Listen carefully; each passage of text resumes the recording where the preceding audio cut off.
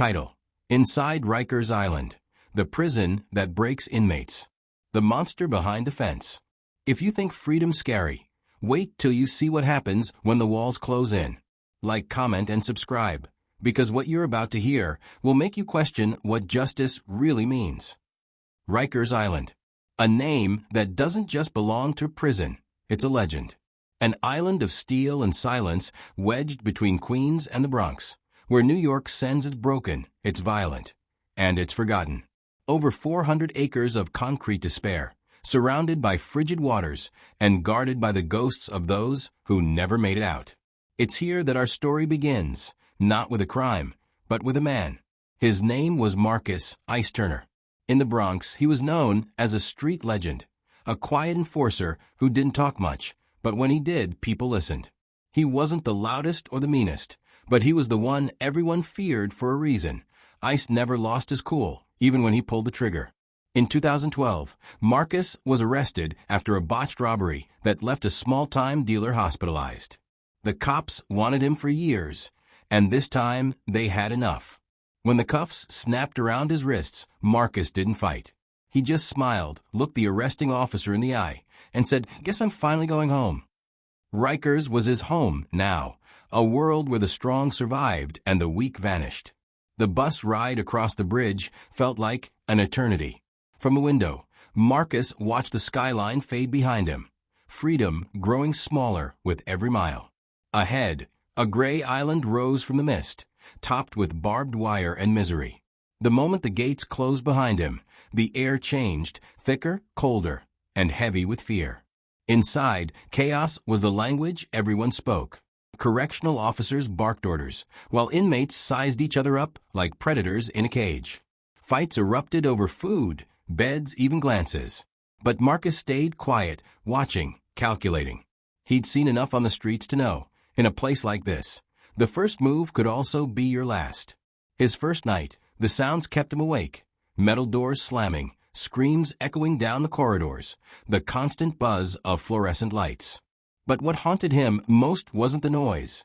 It was the silence that followed. The kind of silence that meant something bad had happened, and no one wanted to talk about it.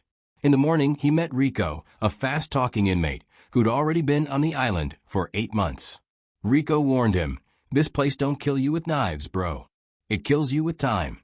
One day at a time." Marcus quickly learned the unspoken rules. Stay in your lane. Keep your back to the wall. Never owe anyone anything. And whatever you do, don't get sent to the Bing, the isolation unit where men lost their minds after weeks in the dark. But Marcus wasn't just another inmate. Word spread fast. Ice from the Bronx is here.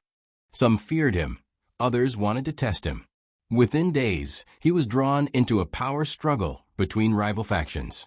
One wrong move, and he'd be just another name whispered through the halls. Then came the riot. It started over something small, a missing meal tray, a shove in line, and erupted into chaos. Smoke, alarms, blood, and confusion. Guards stormed in swinging batons, while inmates fought for survival. Marcus, caught in the middle, made a choice that would define his legend. He saved a guard. While others attacked, Marcus dragged the unconscious officer away from the flames. Cameras caught it all. By morning, his name was all over the facility, not as a threat, but as something new: respect. But that respect came with a cost. Days later, he was summoned to the warden's office. Behind the desk sat a man in a crisp uniform, face carved with exhaustion. "Turner," he said, "you did something no one else would. You could have let him die." Marcus didn't answer. The warden leaned forward. "You're different. Maybe you don't belong in general population. I've got a proposition for you." The words hung in the air like smoke. In Rikers, deals always came with a price. By the time Marcus returned to his cell, he knew things were about to change, not just for him, but for everyone on the island. That night, he heard whispers, rumors of investigations, of guards under review, of a system crumbling from the inside. And at the center of it all, his name kept coming up. He looked out through the narrow window of his cell, the skyline glowing faintly beyond the bridge. "They think this place breaks men," he whispered. "Maybe it just builds the ones who survive." But as dawn crept over the island, a shadow moved through the corridor. Someone who didn't want Marcus alive to see what was coming next. Because what Rikers hides in the dark was never meant to be seen. The deal inside the walls. They say the hardest part about Rikers Island isn't surviving the violence. It's surviving the silence that follows. Marcus Ice Turner had always known how to navigate chaos. But now it was the quiet that scared him most. After saving that correctional officer during the riot, Marcus's life changed overnight. Inmates whispered his name with caution, and guards looked at him differently. Some with gratitude, others with suspicion. In Rikers, being noticed could either save your life or put a target on your back. 2 days later, Marcus was escorted to a section of the prison few inmates ever saw, the administration wing. The walls here were clean, the air different, free from the stench of sweat and bleach. The guard leading him didn't speak, and Marcus didn't ask questions. He knew better. Inside a small room sat the warden again. Same crisp uniform, same tired eyes. But this time, someone else was there too. A man in a suit, no badge, no name tag, just a file folder in his hand. The kind of man who didn't need to introduce himself to be dangerous. "Mr. Turner," the man began, flipping open the folder, "you've caused quite a stir. Saved an officer's life, calmed a riot, and somehow managed to walk out of it without a scratch. Impressive." Marcus leaned back, arms crossed. "You call that impressive, huh? I call it surviving." The man smiled faintly. "Maybe. But you're not like the others here. You think before you act. That's rare."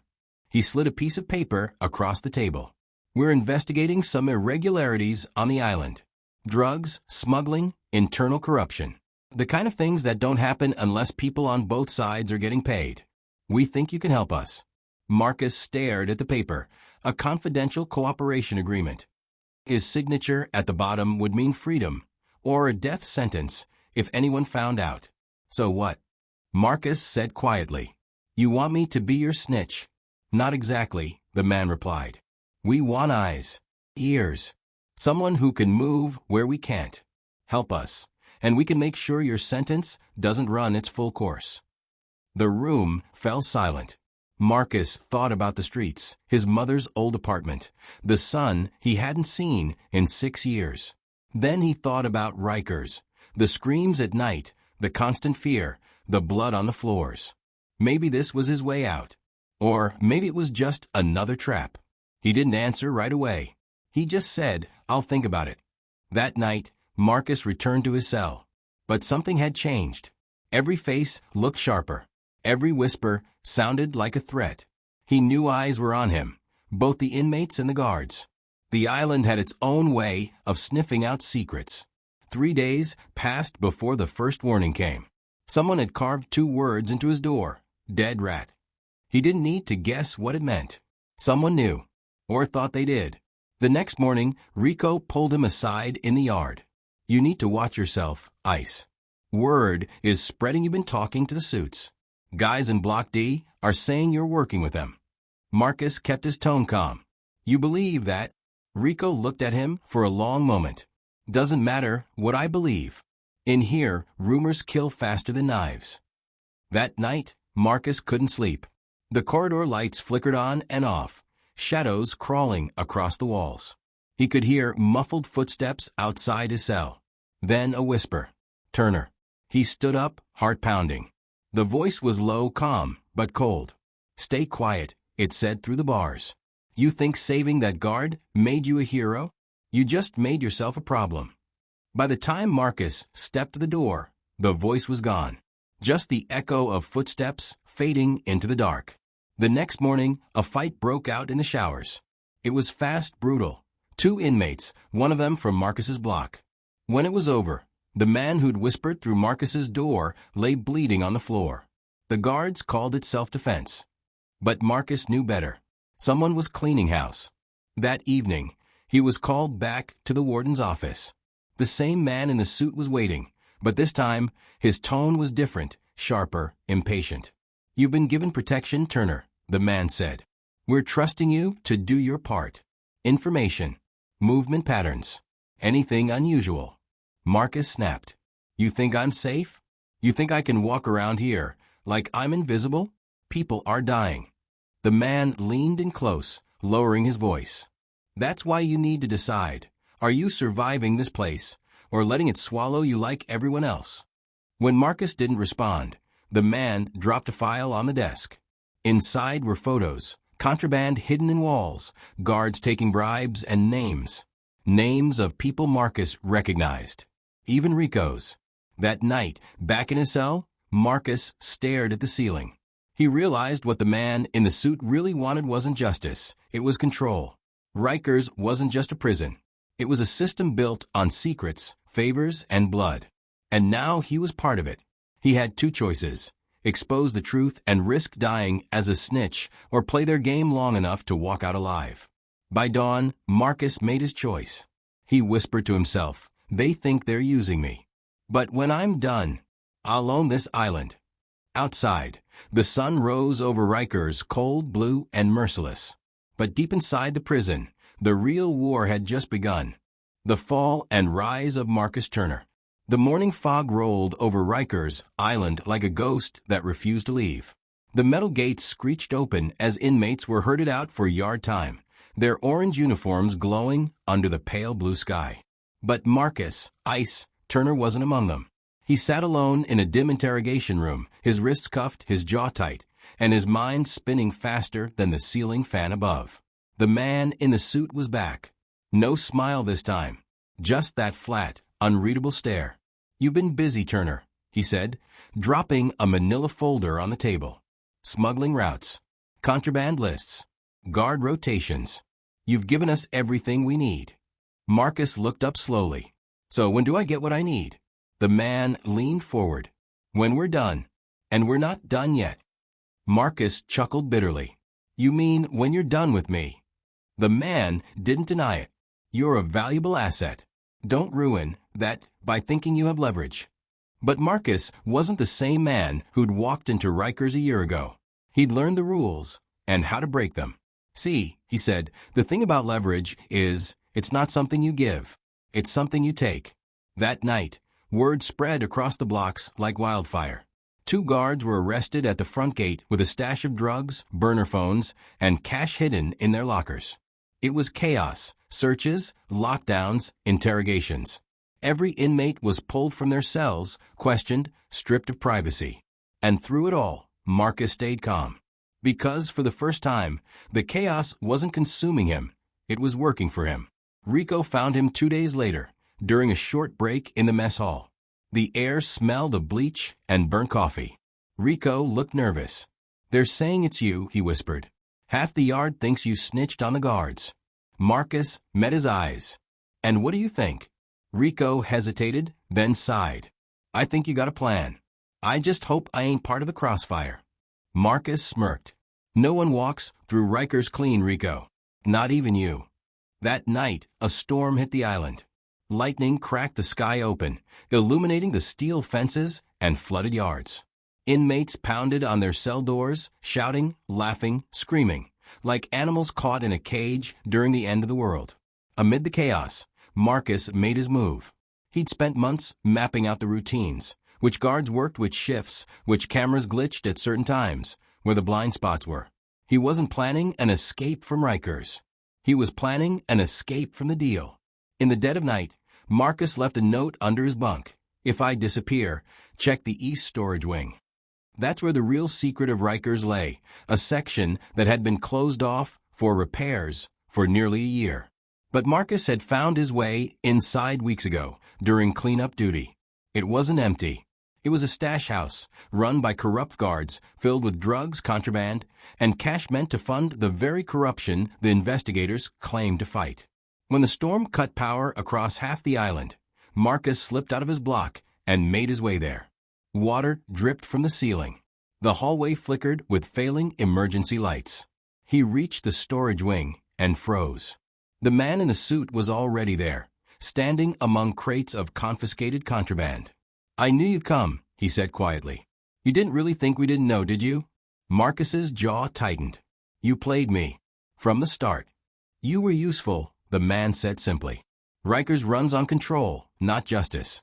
Someone has to keep the balance." And we couldn't have you disrupting that. Marcus's eyes darted to the crates. Hidden behind them was a stack of surveillance drives, months' worth of footage showing everything. Guard deals, inmate exchanges, even the secret meetings. The real evidence. I'm not disrupting it, Marcus said. I'm ending it. He lunged forward, grabbing the man and slamming him against a metal shelf. The two struggled, the sound of thunder outside drowning out their grunts. The man reached for his gun, but Marcus was faster. He shoved him into the crates, sending boxes crashing to the floor. Then, he grabbed the nearest hard drive and ran. Sirens blared across the compound as the backup generators roared to life. Guards flooded the halls, shouting orders. Marcus sprinted through the corridors, clutching the drive. He knew he wouldn't make it out. But that wasn't the plan. He reached the laundry room, the one place the cameras never fully covered, and handed the drive to a janitor named Ellis, one of the few people Marcus trusted. If anything happens to me, Marcus said, get this to the press. Don't ask how. Just do it. Ellis's eyes widened. What's on it? The truth. Minutes later, guards tackled Marcus in the hallway. The man in the suit stood behind them, bruised but smirking. Should have stayed in your cell, he said coldly. Marcus was thrown into solitary, cold, dark, forgotten. Days passed. Weeks. Then one morning, the entire prison erupted with noise. Not from a riot, but from the outside world. Headlines flashed across TV screens in every guard station. Whistleblower leaks proof of corruption inside Rikers Island. Federal investigation launched. Rikers officials implicated. The footage had made it out. Ellis had done it. The warden resigned. The man in the suit vanished. The island went under full investigation. And for the first time in decades, Rikers was quiet, not with peace, but with fear of what would come next. A year later, Marcus Turner walked out of Rikers a free man. Reporters swarmed him. Cameras flashed. But he said nothing. He just looked back at the island, that cold blue fortress that had tried to break him, and whispered, "You can cage a man, but you can't cage the truth." He disappeared from the spotlight soon after. Some say he moved south. Others say he works with reform groups now, helping young men avoid the fate he lived through.